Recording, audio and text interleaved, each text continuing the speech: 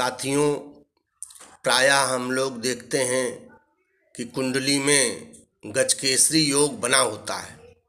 यदि दोस्तों आप देखें 10 कुंडलियाँ तो उसमें कम से कम एक कुंडली में गजकेसरी योग अवश्य दिखाई पड़ेगा। गजकेसरी योग एक अपवादिक राजयोग है और ये बहुत ऊंचे स्तर के फल देता है।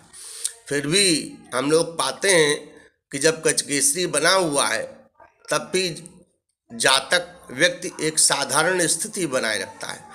तो साथियों, आपको बताना चाहूँगा कि गजकेसरी योग उत्तम कोटि का जब होता है तभी वो उत्तम कोटि के फल भी देता है।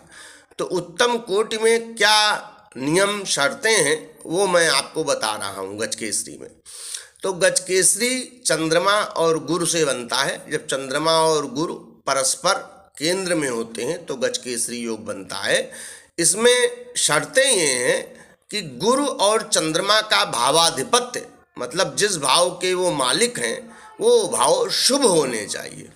इसके अलावा उनकी स्थिति भी शुभ भाव में होनी चाहिए। और सबसे महत्वपूर्ण दोस्तों बात यह है कि इनकी डिग्री पर ध्यान रखना चाहिए। चंद्रमा को सदैव गुरु की डिग्री से कम होना चाहिए। जैसे गुरु की डिग्री मान लीजिए 20 है तो चंद्रमा की डिग्री इससे कम ही होनी चाहिए।